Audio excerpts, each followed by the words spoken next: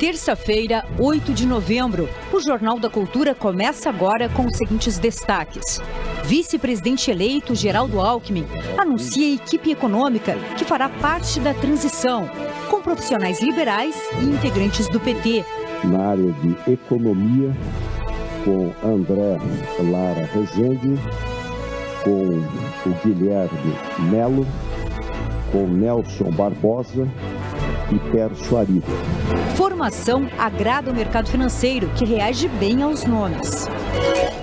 Na área política, equipe de Lula nomeia a senadora Simone Tebet para a área de desenvolvimento social e convida MDB e PSD para integrar o time. Presidente do PL, Valdemar Costa Neto, anuncia oposição a Lula. O Bolsonaro é o nosso capitão. Nós vamos segui-lo no que for preciso. Evita reconhecer derrota de Jair Bolsonaro e diz que vai esperar o relatório das Forças Armadas sobre a auditoria nas urnas. Nos Estados Unidos, eleitores vão às urnas para eleger um novo Congresso. Pleito é considerado um termômetro da força do governo do presidente Joe Biden e a influência de Donald Trump. Na Conferência do Clima da ONU, líderes de países pobres cobram de nações mais ricas que paguem pelas mudanças climáticas. Olá, boa noite. Hoje na bancada temos o economista e doutor em ciência política Ricardo Senes e o conselheiro do Tribunal de Contas do Estado de São Paulo, Dimas Ramalho. E você pode fazer comentários pelo Twitter na hashtag Jornal da Cultura. Procuradores gerais de 3 estados afirmaram ao presidente do TSE, Alexandre de Moraes, que os protestos antidemocráticos são financiados por empresários. A violência se tornou comum contra aqueles que são contrários aos manifestantes. A deputada federal e presidente do PT, Gleisi Hoffmann, estava acompanhada de outros integrantes do partido, quando um homem vestido uma camiseta verde com a palavra Brasil em amarelo começou a insultá-los e ameaçá-los. O malandro está de volta, hein? O malandro está de volta. Eles fizeram um boletim de ocorrência. O caso foi registrado como vias de fato, injúria e ameaça, motivada por divergência político-partidária. Desde o fim das eleições, cenas de intimidação e violência por parte dos apoiadores do presidente Jair Bolsonaro se tornaram comuns. No Pará, manifestantes que participavam de um ato antidemocrático na capital, Belém, cercaram estudantes de uma escola pública. A escola fica ao lado de um batalhão do Exército, onde apoiadores de Bolsonaro se concentram há uma semana. Em Novo Progresso, no sul do estado, manifestantes que atacaram viaturas da Polícia Rodoviária Federal na segunda-feira foram identificados. Carregaram! É da população! Aqui é Novo Progresso!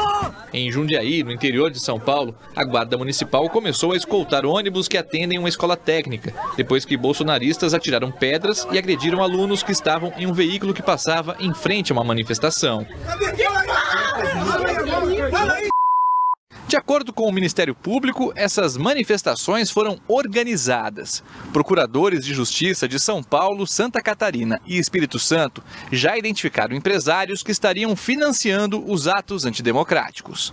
A informação foi passada ao presidente do Tribunal Superior Eleitoral, Alexandre de Moraes. Nós já temos alguns nomes que ainda não podemos revelar porque estão sendo investigados. A nossa preocupação maior agora é o fluxo financeiro que está proporcionando bloqueios e proporcionou bloqueios de estradas, avenidas e agora faz com que pessoas possam permanecer em determinados locais das nossas cidades. A partir do momento em que essas manifestações elas ultrapassam os limites, né, de uma legitimidade reconhecida pelo Estado Democrático de Direito para o livre exercício da manifestação, das pessoas e passa a afetar o direito de toda a coletividade, os agentes financiadores, aqueles que contribuem para essas manifestações, estão, obviamente, contribuindo para a prática de um crime. A atuação dos empresários envolveria ainda a criação de listas de boicote a profissionais liberais e empresas que supostamente apoiam o presidente eleito Luiz Inácio Lula da Silva.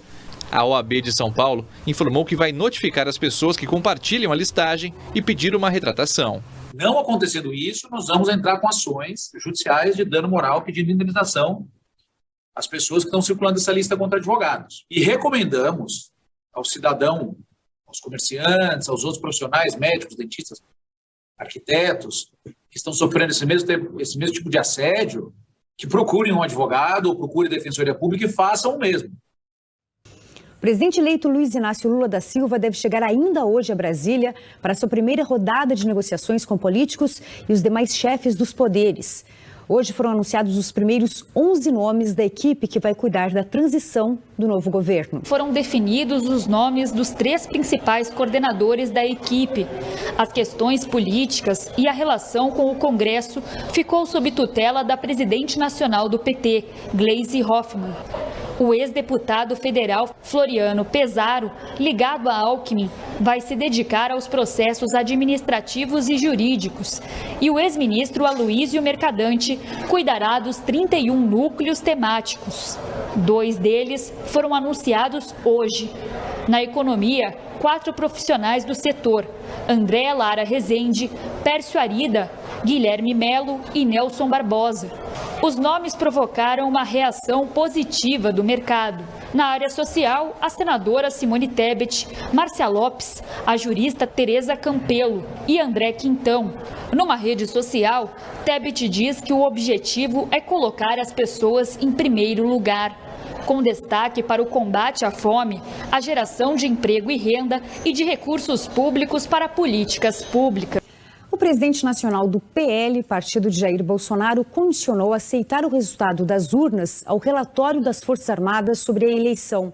Valdemar Costa Neto ainda confirmou que o atual presidente deve assumir a liderança da oposição contra Lula a partir do ano que vem.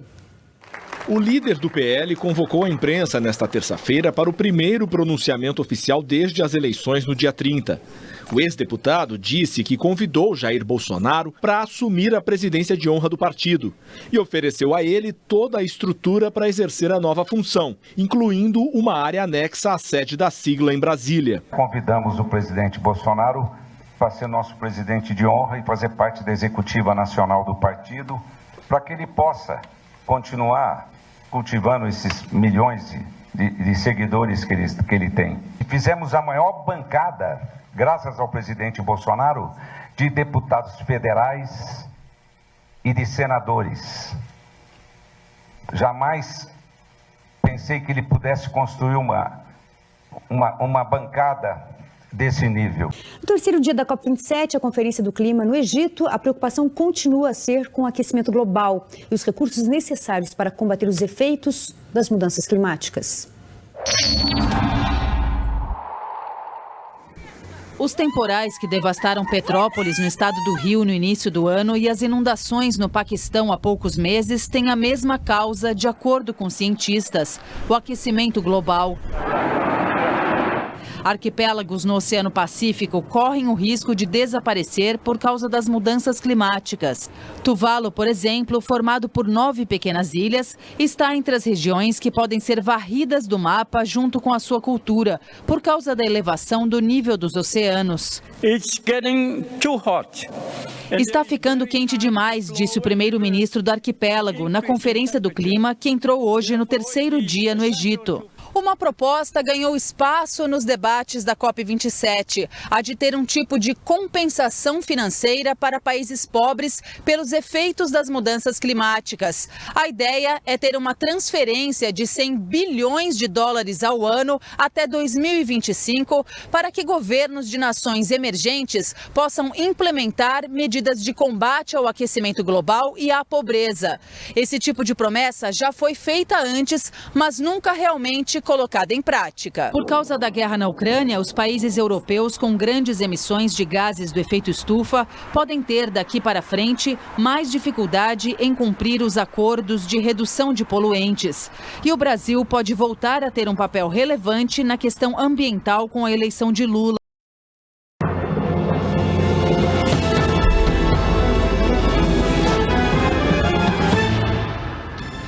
Vice-presidente eleito Geraldo Alckmin anuncia nomes do gabinete de transição, que terá 31 grupos técnicos. Para o de economia foram escolhidos André Lara Rezende e Pércio Arida, considerados pais do Plano Real. E para o de desenvolvimento social, Simone Tebet. MDB é convidado pelo PT para participar do gabinete de transição e deve responder até amanhã. PSD também foi convidado e aceitou. PL, partido do presidente Jair Bolsonaro, anuncia que vai fazer oposição ao governo de Luiz Inácio Lula da Silva. E nos Estados Unidos, americanos vão às urnas nas eleições de meio de mandato, que vão renovar parte do Congresso.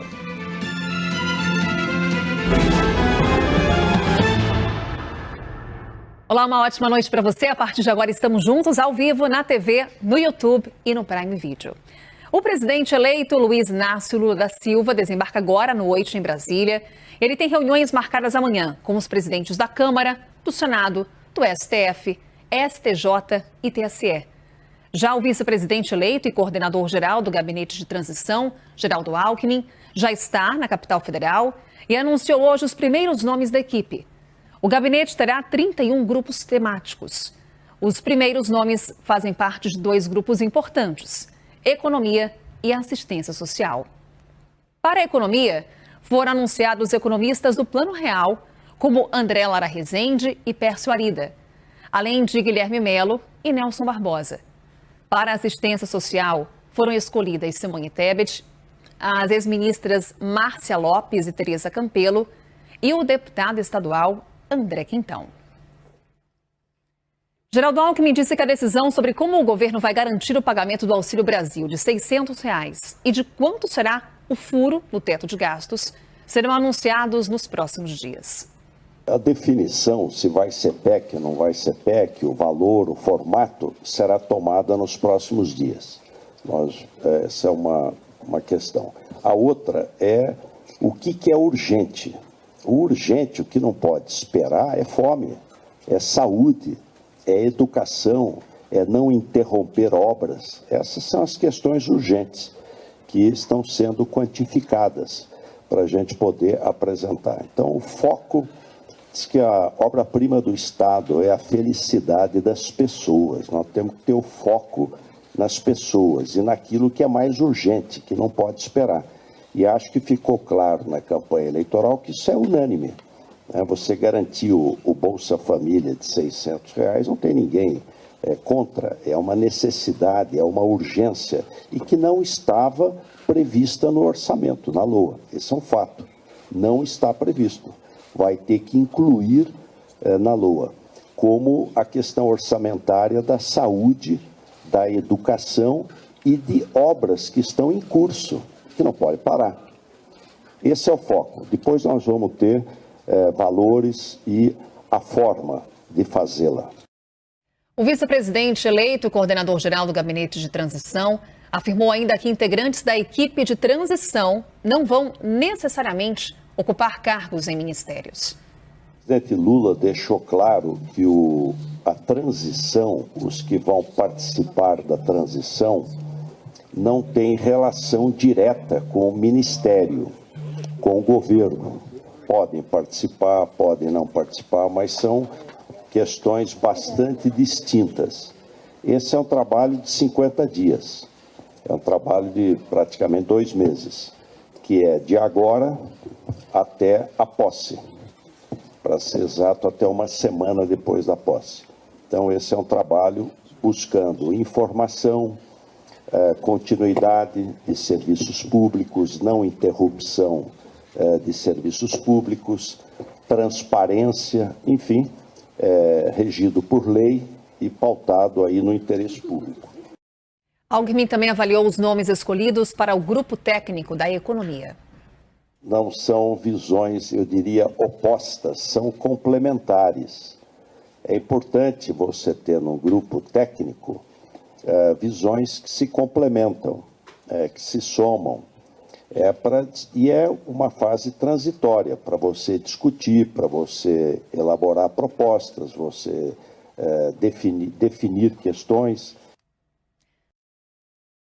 Olá, boa noite. Boa noite. A Conferência do Clima une líderes mundiais na defesa de ajuda financeira para países pobres combaterem a emissão de gases nocivos. Um estudo mostra os benefícios de investir em saneamento básico para a saúde, para a economia e até para a educação. Registrada a primeira morte pela subvariante BQ1 do coronavírus no Brasil. Encontrado um tesouro de mais de 2.000 anos na Itália. A equipe de transição de governo passa a contar com 2 dos criadores do real. A presidente do PT, Gleisi Hoffmann, convida o MDB e o PSD para participar da transição. E o vice-eleito Geraldo Alckmin anuncia a senadora Simone Tebet para a área de desenvolvimento social. E na série especial de reportagens sobre o futebol e os trabalhadores, o que tem em comum um zagueiro e um profissional da segurança. O Jornal Nacional está começando. O vice-presidente eleito Geraldo Alckmin anunciou que André Lara Rezende e Pércio Arida, que participaram da criação do Real, vão fazer parte da equipe de transição. Ao lado de assessores e aliados, o vice-presidente eleito Geraldo Alckmin confirmou os primeiros atos como coordenador do processo de transição. Alckmin assinou 3 portarias, uma delas nomeando integrantes do gabinete que prepara as medidas do futuro governo. O coordenador técnico, o ex-ministro Aloysio Mercadante, vai trabalhar com 31 grupos divididos por áreas, como educação, saúde e meio ambiente. O coordenador executivo, Floriano Pêsaro, vai cuidar da área administrativa. A coordenadora política, Gleisi Hoffmann, da articulação com os partidos. E a futura primeira-dama, Rosângela Silva, Janja, vai coordenar a organização da posse presidencial. Novas nomeações serão anunciadas nos próximos dias. A de 2 grupos técnicos saiu hoje. De assistência social, com Simone Tebet, senadora do MDB e ex-candidata à presidência, Márcia Lopes, ex-ministra do Desenvolvimento Social e Combate à Fome do governo Lula, Tereza Campelo, ex-ministra da mesma pasta no governo Dilma, e idealizadora dos programas como o Bolsa Família, e André Quintão, deputado estadual do PT em Minas Gerais. De Economia, André Lara Rezende e Pércio Arida, que participaram da criação do Plano Real. Guilherme Melo, economista da Unicamp. Nelson Barbosa, ex-ministro da Fazenda do governo Dilma. Alckmin confirmou que o ex-ministro Guido Mantega vai participar de outro grupo técnico da transição, mas não disse qual. Ainda em São Paulo, o presidente eleito Luiz Inácio Lula da Silva se reuniu com aliados e conversou por telefone com líderes internacionais. De lá, ele embarcou para Brasília. No Congresso Nacional, a presidente do PT, Gleisi Hoffmann, coordenadora da articulação política da transição, foi à liderança do MDB para convidar o partido a participar oficialmente da base de apoio de Lula. A indicação da senadora Simone Tebet para coordenar a área de desenvolvimento social foi outro passo para atrair o partido. Gleisi Hoffmann comemorou o acordo para que o PSD participe do governo de transição. Acabo de sair de uma ótima conversa com o presidente do PSD, Gilberto Kassab. Levei o convite para que o PSD integre o governo de transição e o conselho político. Kassab já afirmou que considera natural a aproximação com o governo do PT. Ele articula uma frente ampla pela reeleição de Rodrigo Pacheco para a presidência do Senado. Assim, o Conselho Político do Governo de Transição passa a ter 12 partidos. E com o possível apoio do MDB, a base no futuro Congresso poderá chegar a 228 deputados e 36 senadores. O presidente do PL, Valdemar Costa Neto, anunciou que o partido, com 99 deputados, maior bancada da Câmara e 15 senadores, fará oposição ao governo Lula e que convidou Jair Bolsonaro para coordenar esse trabalho como presidente de honra do PL. A preocupação imediata do futuro governo é buscar recursos no orçamento do ano que vem para pagar as promessas de campanha feitas por Lula, como o Bolsa Família de R$ 600 e o aumento real para o salário mínimo. Por isso, o vice-presidente eleito Geraldo Alckmin se reuniu com o presidente da Câmara, Arthur Lira, do Progressistas, e em seguida com o presidente do Senado, Rodrigo Pacheco. Alckmin também discutiu o tema com o presidente da Comissão Mista de Orçamento, deputado Celso Sabino, do União Brasil, e com o relator-geral do orçamento, senador Marcelo Castro, do MDB. De líderes mundiais reunidos na Conferência do Clima das Nações Unidas pediram hoje o envio de mais ajuda financeira aos países pobres. A reportagem é dos enviados especiais ao Egito, Rodrigo Carvalho, Rosa Linas e Nathalie Reynoso. O primeiro-ministro da ilha caribenha de Antigua e Barbuda foi na canela dos ricos. Gaston Brown falou que chegou a hora de as empresas de petróleo e gás compensarem o estrago causado pelo aquecimento global.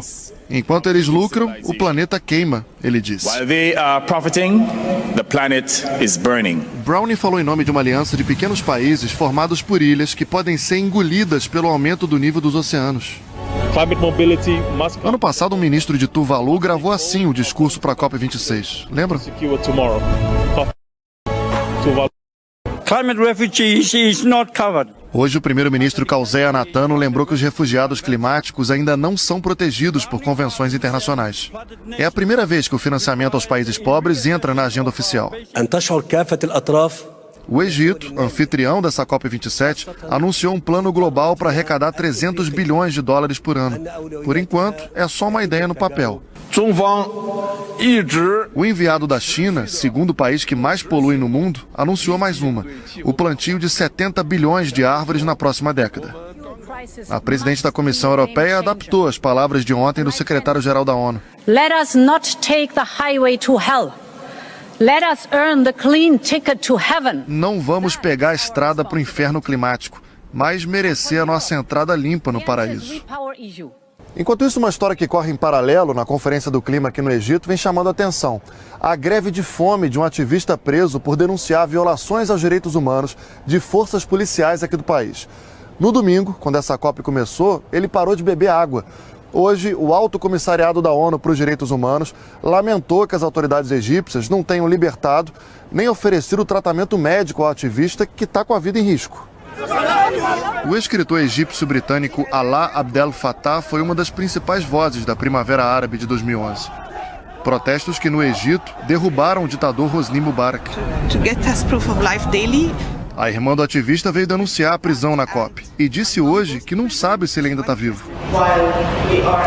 Durante uma entrevista coletiva, um homem que seria ligado ao regime egípcio pegou o microfone para defender o governo e provocar a irmã do ativista. Foi retirado por seguranças. Olá, boa noite para você, 6h04 pelo horário de Brasília. Eu sou Diego Sarza, tá no ar mais uma edição do UOL News, edição da noite dessa terça-feira, dia 8 de novembro de 2022. Seja muito bem-vindo, seja muito bem-vinda a mais uma edição do programa. Você já sabe que para participar, marcando a hashtag UOL News nas redes sociais, a gente está de olho e também dá para comentar as nossas lives ao vivo agora no UOL, também no nosso Face, TikTok, na Twitch e no YouTube também você pode deixar o seu comentário. Participe aqui do programa de hoje. Eu começo falando sobre o PL, o partido de Jair Bolsonaro, que anunciou oficialmente hoje que vai fazer oposição ao governo Lula. O anúncio foi feito pelo presidente do partido, Valdemar da Costa Neto. Ele disse que também convidou o Bolsonaro para ser presidente de honra da legenda. O PL não renunciará às suas bandeiras de ideais, será oposição aos valores comunistas e socialistas, será oposição ao futuro presidente. Nos sentimos muito felizes se o presidente Bolsonaro assumisse a presidência de honra do Partido Liberal.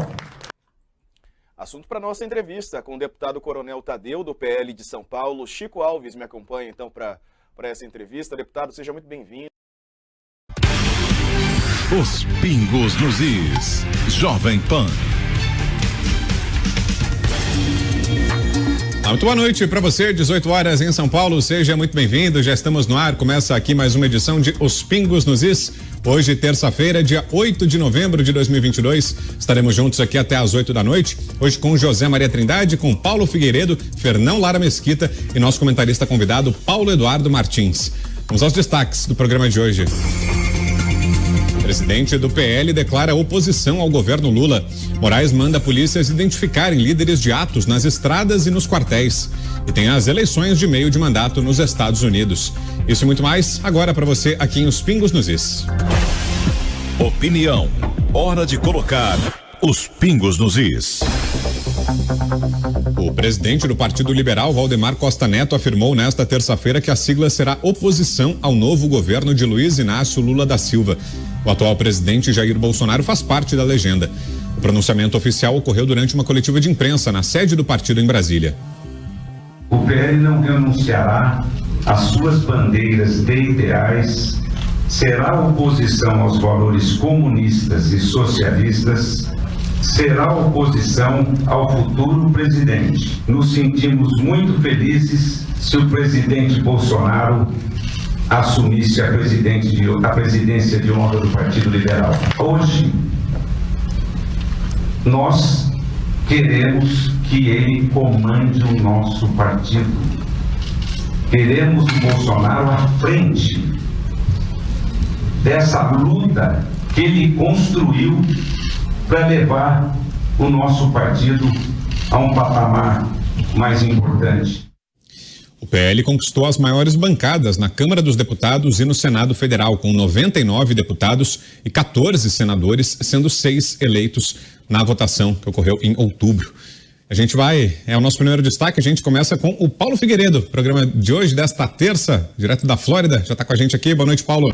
Vamos para o nosso próximo assunto, a gente vai seguir falando sobre decisões do Judiciário. Nossa próxima notícia é justamente uma decisão do Supremo Tribunal Federal. O ministro Alexandre de Moraes, do STF, deu 48 horas às polícias militares, civis e à Polícia Rodoviária Federal para identificarem os líderes e financiadores dos atos que sucederam o segundo turno das eleições. A decisão é de segunda-feira e envolve os bloqueios em rodovias e as manifestações em frente a quartéis. A Polícia Rodoviária Federal informou no começo da tarde de hoje que não há mais bloqueios nas rodovias federais do país. Há apenas 3 pontos de interdições, quando o fluxo de veículos é parcialmente interrompido.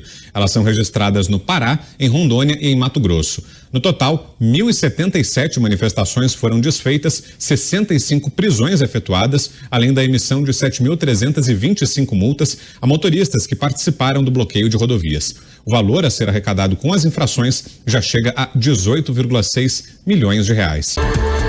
Estamos de volta aqui com mais os Pingos nos Is. E, seguindo o que a gente estava discutindo aqui antes do intervalo, uma outra informação: em 2 postagens feitas no início da tarde desta terça-feira, o vice-presidente Hamilton Mourão, que se elegeu senador pelo Rio Grande do Sul em 2 de outubro, elogiou os patriotas do país e criticou a censura.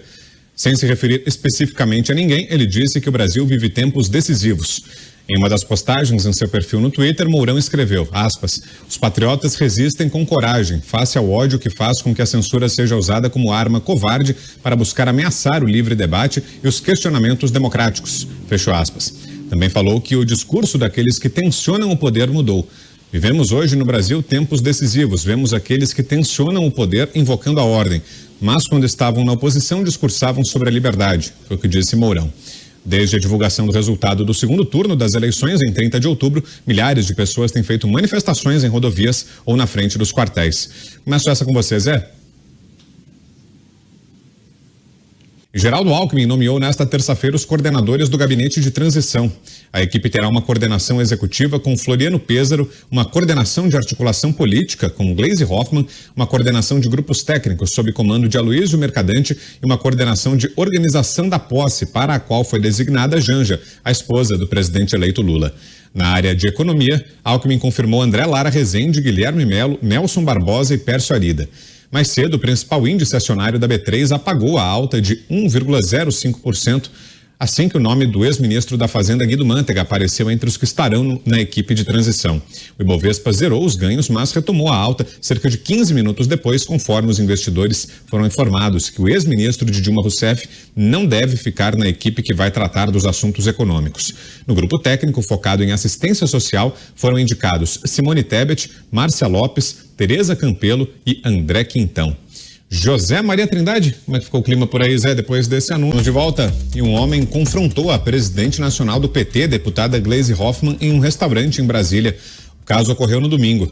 Imagens que circulam nas redes sociais mostram um manifestante dizendo que o malandro está de volta. Gleisi Hoffmann estava acompanhada do namorado, o ex-deputado Lindbergh Farias, e outras pessoas. O grupo almoçava na Asa Sul, área nobre. O homem filmou os petistas. Um rapaz que acompanhava a Gleisi levantou-se e começou a filmá-la de volta. O homem com a camisa da Seleção do Brasil empurrou com o cotovelo. Nesse momento, funcionários do estabelecimento afastaram o homem da mesa da parlamentar. Gleisi registrou um boletim de ocorrência alegando injúria e ameaça. Acompanhe. Ei! Sai da frente! Sai da frente! Olha só, o malandro tá de volta, hein? O malandro tá de volta. Não, me deixa. Me deixa. O malandro tá de volta. Vocês vão ver. O malandro tá de volta. Quem quer contar? Vocês vão chamar a polícia. Ele vai aqui agora. Vai chamar a polícia. Vai chamar a polícia. A gente fechar 15 segundinhos, Paulo Figueiredo. Olha, essas coisas só não podem ser acompanhadas de violência. E também, quando as pessoas estiverem nas suas privacidades, nos seus momentos privados, é sempre bom que deixe as pessoas viverem suas vidas. Agora, é normal que a população esteja indignada e que essas pessoas enxerguem e encontrem cada vez mais resistência do cidadão comum. Você, Zé, 15 segundos. É a prova de que aquela lua de mel falada do início do governo Lula não existe neste governo que acabou de sair das urnas e foi o vencedor, mas encontra aí resistências práticas, né? Lua de mel não vai existir não, vai ser pauleira até o fim do governo. Paulo Eduardo Martins, rapidinho também, 15 segundos. Como eu disse, é o casamento em crise, começou em crise. Claro que esse tipo de coisa não é agradável e não deve ser apoiada, mas é previsível. Perdão, 15 segundos. A panela da sociedade está com as válvulas entupidas, né? E aí começa a ameaçar dar essas explosões. Para a gente fechar o resultado da nossa enquete desta terça-feira, a pergunta de hoje foi: você concorda que os manifestantes devem ser processados criminalmente? 93,68% disseram que não, 6,32% que sim. Foram 3.846 votos. A pergunta ficou no ar durante todo o programa lá no nosso site, www. Equipe de Lula convida MDB e PSD para o trabalho de transição de governo e nomeia os primeiros coordenadores. Entre os escolhidos, a senadora Simone Tebet e os economistas do Plano Real, Pércio Arida e André Lara Rezende. Na Conferência do Clima da ONU, grandes produtoras de alimentos apresentam plano contra o desmatamento. Aumento de casos de gripe fora de época reforça a necessidade da vacinação. Nada de robô atendendo. Feirão presencial permite negociar dívida cara a cara. Como pedir visto de trabalho em Portugal e os cuidados que você precisa ter. Qual é o limite de barulho? Vizinhos reclamam de obras que tiram o sono. Novidades em Interlagos para o GP São Paulo. O público ganha área no meio do circuito. Relíquias do supercampeão Palmeiras num lugar só. Um museu verde. O projeto leva crianças a plantarem milhares de árvores frutíferas. Na reportagem especial, a arte que nasceu na periferia e ganhou o mundo. Elas apareceram de novo. As luzes estranhas vistas no céu por pilotos de avião. 3 luzes não identificadas com movimentação. No Egito, um mistério pode chegar ao fim. Túnel levaria ao túmulo de Cleópatra. O Jornal da Band está no ar.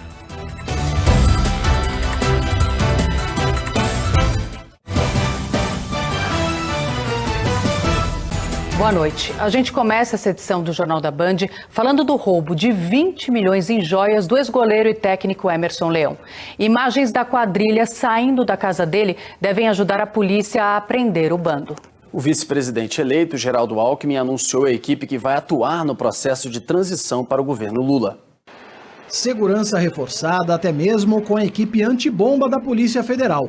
No Congresso, o MDB foi convidado e deve fazer parte da base do novo governo, assim como o PSD de Gilberto Kassab. Juntos, MDB, PSD, PT e toda a esquerda tem cerca de 250 dos 513 deputados.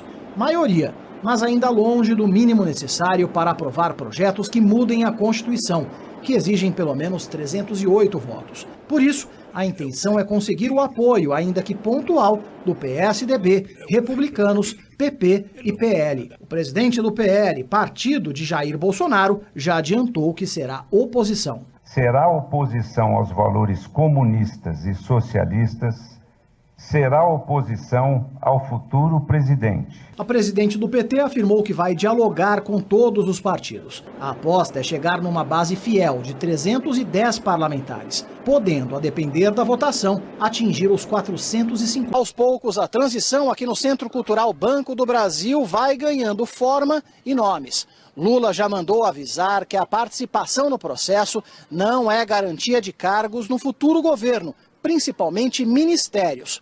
Mas a estrutura do trabalho agora está desenhada. Geraldo Alckmin, vice-presidente eleito, é o coordenador da transição. Aloysio Mercadante, ex-ministro, tem a responsabilidade de organizar os 31 grupos temáticos e adequá-los ao programa de governo. Gleice Hoffmann ficará com as relações institucionais. Floriano Pêssaro, ex-deputado e homem de confiança de Alckmin, vai tocar as áreas administrativa e jurídica. A mulher de Lula, Janja, decide detalhes da posse. Simone Tebet, do MDB, ficou com uma área cobiçada, desenvolvimento social. Guilherme Boulos, do PSOL, cidades e habitação.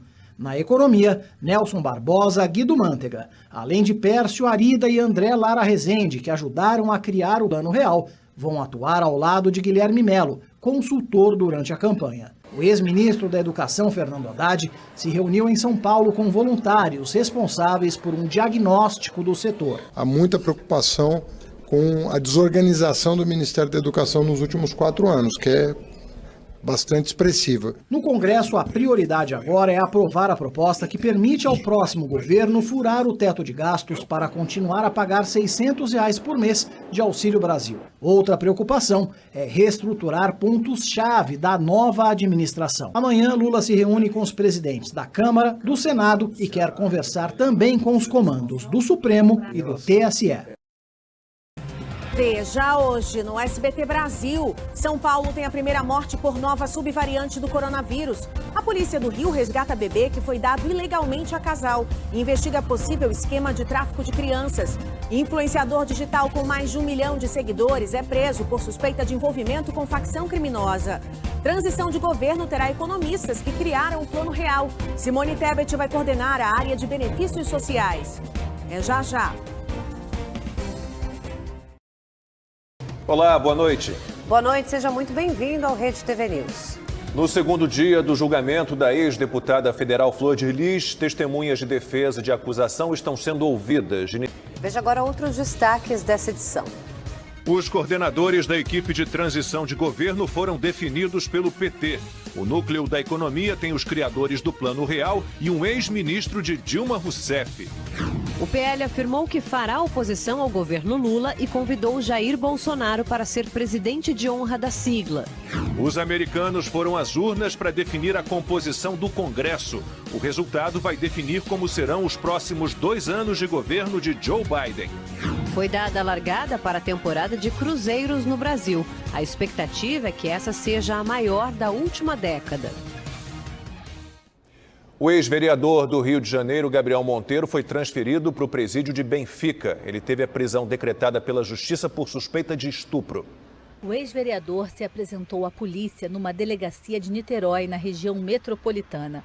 A prisão preventiva foi decretada por causa de uma investigação de estupro. Monteiro é suspeito de manter relações sexuais à força com uma jovem de 23 anos. A mulher contou que, além de ser estuprada, foi agredida com vários tapas no rosto. A estudante contou que o estupro aconteceu em julho deste ano, quando ele já era investigado por vários outros crimes. As denúncias de assédio sexual, moral, intimidações, agressões e tentativa de estupro começaram a ser feitas em março. Gabriel Monteiro também já foi denunciado pelo Ministério Público e é réu em pelo menos 2 casos. Um por ter filmado relações sexuais com uma adolescente e o outro por ter assediado uma ex-assessora. Os escândalos fizeram com que ele perdesse o cargo de vereador em agosto. Antes de se entregar, Gabriel Monteiro, que também foi expulso da Polícia Militar há 2 anos, gravou este vídeo. Assim que eu fiquei sabendo, vim imediatamente me entregar para a Justiça, porque eu acredito nela e sei que a minha inocência vai ficar comprovada. Na audiência de custódia realizada nesta tarde no presídio de Benfica, na zona norte do Rio, a Justiça manteve a prisão preventiva de Gabriel Monteiro.